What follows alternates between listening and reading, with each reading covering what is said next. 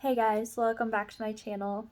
So let's talk about horseshoeing your denture real quick. Don't do it. um, no, in all seriousness, I do understand, there are people that do need a full horseshoe denture, but when you're only a couple days in or so early into the journey and you are really considering just hacking out the whole palette and going to a full horseshoe, don't do it. I'm begging you, don't do it. A horseshoe denture is that's if you don't know what a horseshoe denture is, it's when you cut out the middle of the palette and it kind of basically looks like a lower denture, but it's on top. With this, you do lose all suction and you do need to rely on adhesive, and you need to make sure your denture is always super snug. So you'll always need to do relines and or use cushion grip to make sure your denture is really snugly fitting. So the only reason I say don't do it, and I have experience on this, that's why I am speaking from my personal experience. My immediate denture, I couldn't stand it. I did not let myself get used to it. It was really just like a mind thing with me. Um, I horseshoed my denture to the extreme myself, to where I couldn't take any more off. It was extremely horseshoed. Yeah, I could eat with it in, um, but if I wanted to wear it all day, I would have to use adhesive, and it was not stable. So when I did eat, I could feel it like rock a lot, and like even having it outside of my mouth, oops, having it outside of my mouth, I could almost like bend it. Like it didn't have that stability that a regular upper denture has. Um, no, I didn't gag. Um, I guess, yeah, it felt like a little more comfortable with the palate being exposed, but at the same time, my tongue would constantly be touching like the sides because you could feel that, when that's cut away, it was constantly playing around with that. Um, when I got my permanent upper, it was a full denture and it was really thick. And I thought that I needed to go full horseshoe again. But instead, my dentist did convince me to keep some of the palate on there and just take some off.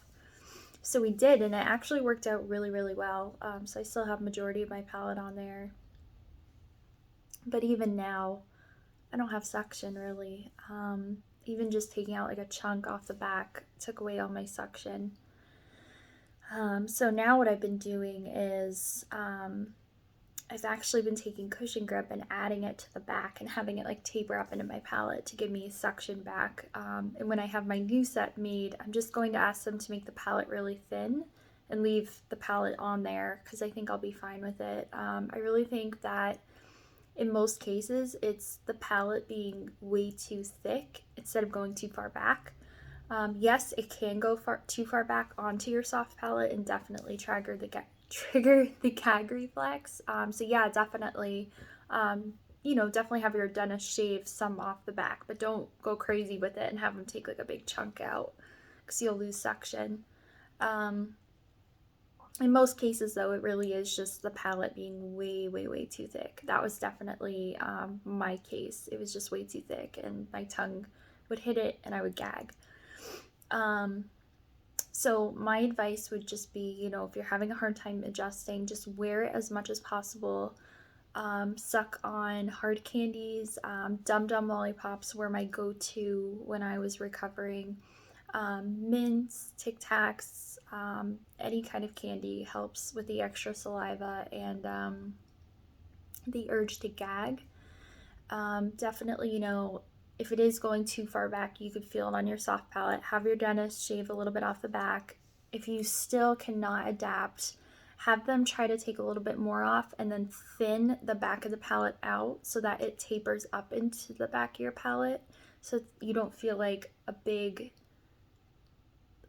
like where you could really feel where the denture ends and the back of your mouth begins. That should really help. I mean, you know, there are some people, they have really, really sensitive gag reflexes and they really have no other option. But when doing a full horseshoe, you should just start out slow, have them take off little by little, try to adapt to it. You can adjust, go back, have them take more off. But it's not something you just want to, you know, a couple weeks in, not really allowing yourself to fully adjust. Just say, hey, you know what, just cut this whole palette out. I can't stand it. Just, you know, go slow, try to adapt.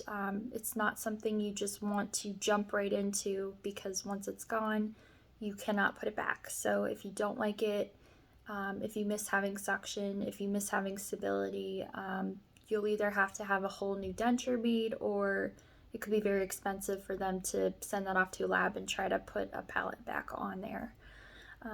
So definitely just something you want to take your time with. Just try your best to adapt and take a little bit off at a time until you do adjust to it, because it is totally possible. And I am an example of that. I did adjust to the palette, and I actually really do prefer having the palette on there.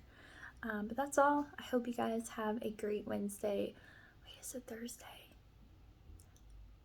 Ooh, it is Thursday, and Grey's Anatomy is on tonight. So now I am super excited. You guys have a fantastic Thursday. One more day to Friday. I love you all, and thanks so much for watching.